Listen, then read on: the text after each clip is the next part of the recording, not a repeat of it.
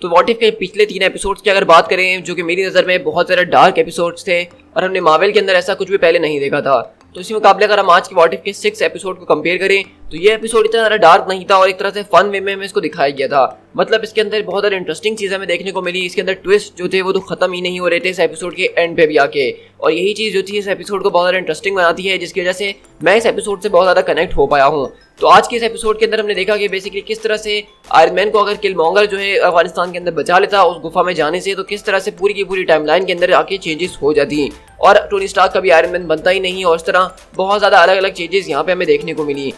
So guys, this is पीट tiger और आज की इस वीडियो के अंदर मैं आप लोग के साथ करने वाला हूँ व्हाट इफ के एपिसोड 6 का ब्रेक डाउन। तो चलिए बिना किसी और बात के अपनी इस वीडियो को स्टार्ट करते हैं।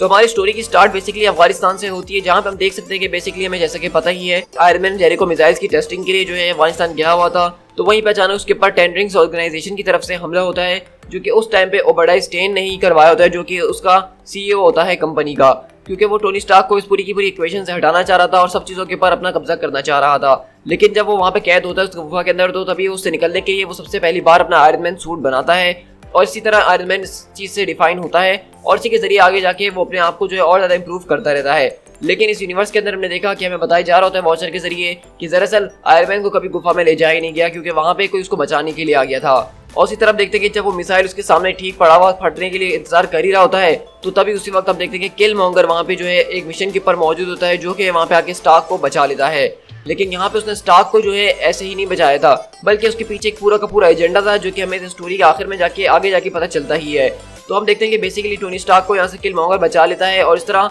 आयरन मैन कभी उस गुफा के अंदर नहीं जाता और कभी आयरन मैन नहीं बनता है। तो यहाँ पे किलमॉन्गर ने टोनी स्टार्क को तो मरने से बचा लिया, लेकिन आयरन मैन इसके जरिए कभी पैदा ही नहीं हो पाया। तो इस तरह हम देखते हैं कि टोनी स्टार्क वापसी जब अमेरिका आता है तो प्रेस वालों से बात कर रहा होता है कि, और वो बताता है कि किस तरह से एक जबरदस्त किस्म के सील जो है US आर्मी के, उन्होंने उसकी मदद करी है इस पूरे के पूरे हमले के अंदर। अब उन्होंने उनको जो है स्टार्क इंडस्ट्रीज का नया जो है सिक्योरिटी हेड भी बना दिया है। और ये देख के हैप्पी जो है वो काफी ज्यादा गुस्से में आ चुका होता है, क्योंकि उसको लग रहा था कि ये प्रमोशन उसका होना चाहिए। साथ में हम देख सकते हैं कि यहाँ पे हमें जो है पेपर पॉट्स भी नजर आ रही है और ओबेडाई स्टेन भी नजर आ रहा है। लेकिन हम देखते हैं कि यहीं पे एरिक किलमॉन्गर को जब अनाउंस करता है स्टेज के ऊपर सबके सामने, तो यहाँ पे आके सबसे पहली बार ये बताता है कि उसको इस पूरे के पूरे हमले के बारे में पता था कि टोनी स्टार्क के ऊपर ये हमला होने वाला है, क्योंकि उसने टेंडरिंग्स ऑर्गेनाइजेशन के सीक्रेट्स को निकलवा लिया था। और उसको ये बात भी पता है कि ये सब जो है ओबेडाई स्टेन ने करवाया था, उसने ही इनको फंडिंग करी थी ताकि ये सब जो है स्टार्क के ऊपर हमला करें और उसको किडनैप कर लिया जाए। तो हम देखते हैं कि जैसे ही पता चलता है सब कुछ, तो ओबेडाई स्टेन का तो किस्सा उसी वक्त खत्म हो चुका होता है। अब ये देख के टोनी स्टार्क का जो है किलमॉन्गर के ऊपर विश्वास और भी ज्यादा बढ़ चुका होता है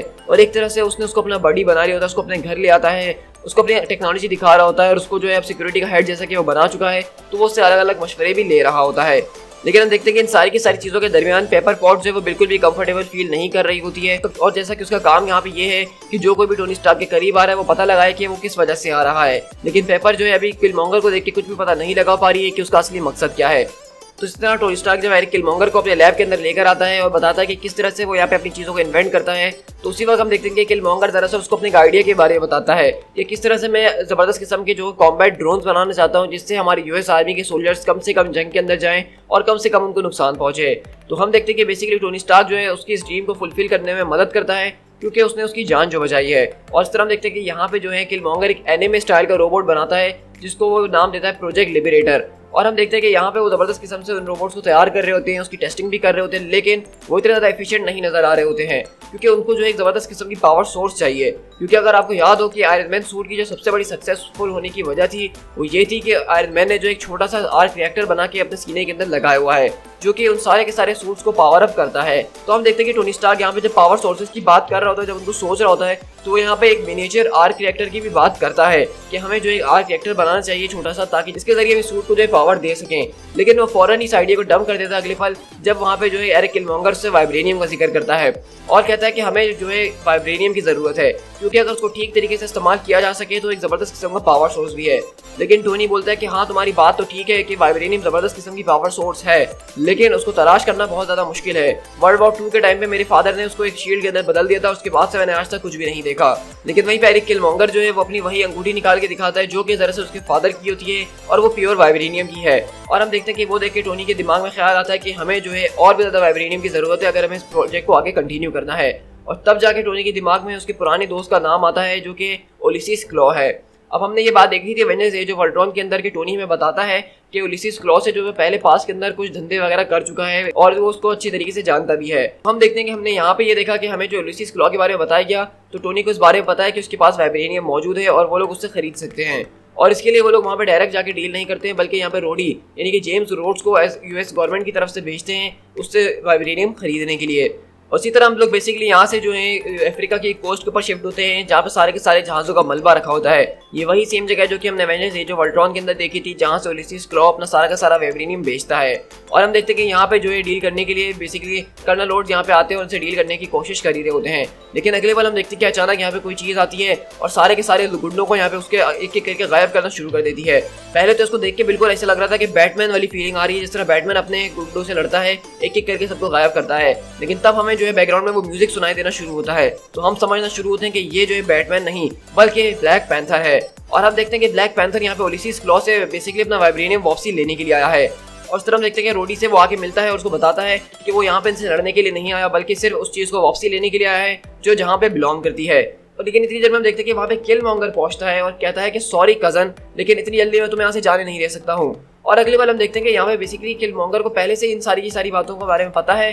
कि यहाँ पे तिचाला जो है वो उसका कजन है और वो यहाँ पे एक जबरदस्त किस्म की सोनिक गन का इस्तेमाल करता है जिससे रोडी और तिचाला यहाँ पे अपने घुटनों पे आ जाते हैं। अब अगर आपको याद हो तो बेसिकली ये वही गन है जो कि ओबेडाई स्टेन ने आयरन मैन 1 मूवी के अंदर इस्तेमाल करी थी उन अफगानी सोल्जर्स के ऊपर और आयरन मैन के ऊपर, जिसकी वजह से आयरन मैन एक अजीब गरीब स्टेट के अंदर चले गया था और कुछ कर नहीं पा रहा था। और हमें पता है जैसे कि वाइब्रेनियम जो वैसे भी साउंड से बहुत ज़्यादा सेंसिटिव होता है तो इसलिए वहाँ पे तिचाला का मार्क्स भी उतर जाता है इस वजह से। और हम देखते हैं कि बेसिकली एरिक किलमॉन्गर ने बेसिकली सारी की सारी चीज़ें पहले से प्लान करके रखी हुई थी। उसने सिर्फ टोनी स्टार्क का इस्तेमाल करा यहाँ वाइब्रेनियम तक पहुँचने के लिए और अपने कदम को यहाँ पे बुलाने के लिए। ये सब कुछ जो है किलमॉन्गर के ही प्लान का हिस्सा था शुरू से और उसके अंदर उलिसिस क्लॉ भी इस वक्त जो इसके साथ मिला हुआ है। और उस तरह देखते हैं कि एरिक किलमॉन्गर यहाँ पे अपने कदम ब्लैक पैंथर को मारता है, रोडी को भी साथ में मारता है और सारा का सारा वाइब्रेनियम लेके वहाँ से गायब होता है।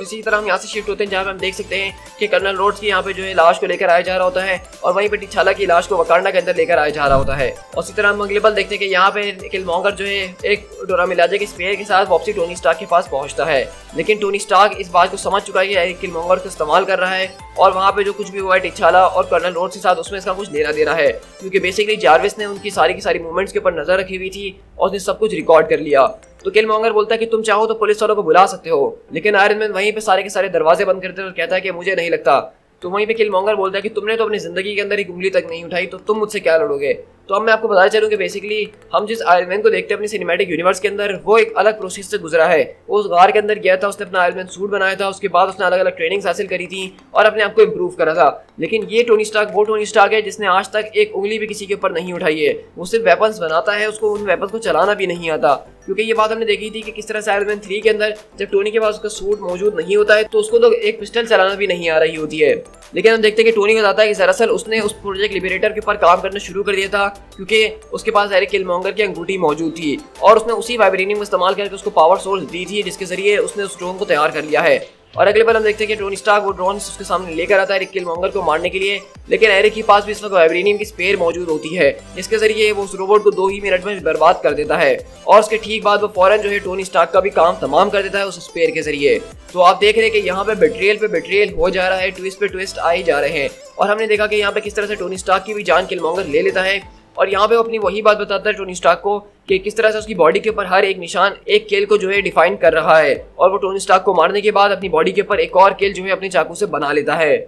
अब इसी तरह यहाँ पे जब यूएस गवर्नमेंट को इन सारी की सारी बातों के बारे में पता चलता है कि पहले जनरल रोड्स का मर जाना, अब टोनी स्टार्क का मर जाना और दोनों का जो है मौत जो है वाइब्रेनियम के जरिए हुई है, तो वो समझ चुके होते हैं कि वकांडा के लोगों ने जो है यूएस के खिलाफ जंग को डिक्लेयर कर दिया है। तो जनरल रॉस भी जो इस बात का फैसला करते हैं कि वो वकांडा के खिलाफ जंग करेंगे और वो प्रोजेक्ट लिबरेटर को शुरू करते हैं बहुत ही बड़े लेवल के ऊपर, जिसके जरिए वो बहुत दर्जनों जो है ड्रोन्स बनाना शुरू करते हैं और वकांडा की तरफ भेजेंगे उससे मुकाबला करने के लिए। अब यहीं से अगर हम किलमॉन्गर के पास शिफ्ट हो तो किलमॉन्गर बेसिकली जो है वो लूसीस के साथ जो है वाइब्रेनियम की तरफ जा रहा होता है और उससे सारे के सारे राज जानने की कोशिश कर रहा होता है जिस तरह उसको पता चलता है शील्ड के बारे में। लेकिन हम देखते हैं कि यहाँ पे किलमॉन्गर दोबारा से जो है जिस तरह ब्लैक पैंथर मूवी के अंदर लूसीस को बिट्रेल करता है इस तरह वो यहाँ पे उसकी जान लेता है और उसकी लाश को वकांडा लेके जाता है ताकि सबका भरोसा जीत सके। और यहाँ पे ये सारा का सारा सीन बिल्कुल वैसे है जिस तरह ब्लैक पैंथर मूवी के अंदर हुआ था, लेकिन यहाँ पे फर्क इतना है कि यहाँ पे टिचाला की जगह उसके फादर टिचाका भी जिंदा है और वो उसको यहाँ पे वेलकम कर लेते हैं। इन सब के बीच हमने देखा कि वकांडा के अंदर अभी इसकी मदर भी जो है वो दरअसल यहाँ पे एक जर्नल का रोल प्ले कर रही है,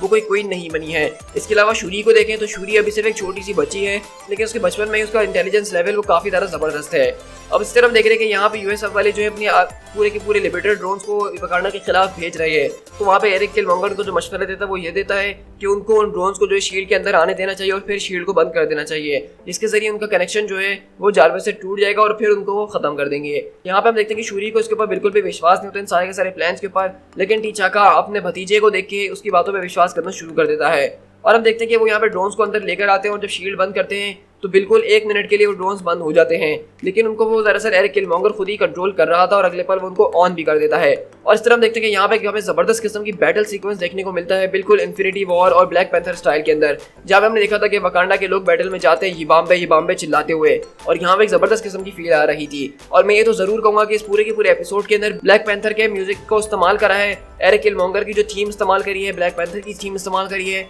उसने इस एपिसोड को 4 चांद लगा दिए। उसकी वजह से ये एपिसोड इतना ज़्यादा औसम लग रहा था जिससे हम बहुत ज़्यादा कनेक्ट हो पाए हैं। तो इसी तरह हम देखते हैं कि बेसिकली वकांडा के सारे लोग उन रोबोट्स में चार्ज होते हुए घुसते हैं, जहाँ पे हम क्वीन रामोंडा को भी देख सकते हैं कि वो इस वक्त एक क्वीन नहीं है बल्कि एक जनरल है, और वो भी इस फाइट के अंदर जबरदस्त तरीके से मुकाबला कर रही होती हैं। और वहीं पे एक पॉइंट पर आके वो अपने आंसुओं के साथ कहती है कि फॉर्ट इच्छाला, और हमें यहाँ पे 1 मिनट के लिए वो फीलिंग आती है जब चैडविक बोसमैन हमें छोड़ के चले गए हैं, और ऐसा लग रहा है कि उनकी ट्रिब्यूट के लिए ये लाइन उन्होंने कही है। और यहाँ पे वाकई में मेरे आंसू निकल आए थे और मैं काफी इमोशनल भी हो गया था सीन को देख के। और ऐसा लग रहा है कि इन सारे के सारे एपिसोड्स में टीचाला को जो रोल दिया गया जिस तरह का, और चैडविक बोसमैन की जो डेथ है उसको बहुत ज़्यादा डिफाइन कर रहे हैं। और ये बेसिकली हमारे पास ब्लैक पैंथर का व्हाट इफ की सीरीज में तीसरा अपीयरेंस था, और उसके बाद माना जाए तो सिर्फ एक और अपीयरेंस रह गया ब्लैक पैंथर का, जो कि व्हाट इफ के अंदर होने वाला है। तो इसी तरह हम देखते हैं कि अब जैसा कि एरिक किलमॉन्गर ने उन सारे के सारे ड्रोन्स को खत्म कर दिया है, अमेरिका से उनको बचा लिया है, तो उसने टीचाका का पूरा विश्वास हासिल कर लिया है। और इसी तरह हम देखते हैं कि बेसिकली टीचाका जो होते हैं वो किलमॉन्गर को वही हार्ट शेप प्लांट पिला के यहाँ का नया ब्लैक पैंथर बना देते हैं, जो कि हमेशा से उसका ख्वाब था। मतलब अब वो ब्लैक पैंथर भी बन चुका है, उसने यूएस वालों से पंगा भी ले लिया है, और अब इस तरह अब उसके पास ब्लैक पैंथर का सूट भी आ चुका है, और अब उसके पास थ्रोन भी आ चुका है यहाँ का। हार्ट शेप हर पीके जो है एस्टल फॉर्म के अंदर जाता है तो वहाँ पे वो टीचाला से मिलता है और बताता है कि किस तरह से वो यहाँ पे हमेशा से उसका यही प्लान था कि उसको जो है पावर के अंदर आना है ताकि वो दुनिया को बदल सके। और इसी तरह हम लोग यहाँ से देखते हैं कि अब यूएस आर्मी वाले जो है वो और भी ज़्यादा खतरनाक तरीके से वकांडा के ऊपर मिसाइल के जरिए अटैक करने की सोच रहे हैं। और यहीं से हम देखते हैं कि पेपर पॉट्स उनको समझाने की कोशिश करती है, लेकिन अब यूएस वाले समझ नहीं रहे हैं, आर्मी वाले बिल्कुल पागल हो चुके हैं, क्योंकि उनके पूरे के पूरे ड्रोन्स को इतने बड़े बजट को 2 मिनट में उन लोगों ने बर्बाद कर दिया। लेकिन इसी तरह हम देखते हैं कि पेपर पॉट्स के ऑफिस में जब वो वापसी आती है तो वहाँ पे कोई और नहीं बल्कि शूरी बैठी हुई होती है, और सरप्राइजिंगली वो यहाँ पे सारे के सारे सिक्योरिटी बचते बचाते यहाँ पे खुद ही आ चुकी है। और वो यहाँ पे बेसिकली एरिक किलमॉन्गर के बारे में बताती है कि उसको उसके ऊपर बिल्कुल भी विश्वास नहीं है और उसी ने टोनी स्टार्क की जान ली है, और हमारी दोनों कंट्रीज जो है वो एक दूसरे से जंग के ऊपर जा रही हैं, जबकि एक इंसान उनको लड़वा रहा है और उनको जो है इसकी सारी की सारी असलियत दुनिया के सामने लानी ही होगी। तो इसी के साथ आज का हमारा एपिसोड यहाँ पे खत्म हो जाता है, जहाँ पे हम देख रहे हैं कि पेपर पॉट्स और शूरी एक साथ काम कर रहे हैं ताकि वो एरिक किलमॉन्गर की सच्चाई दुनिया के सामने लेकर आ सकें।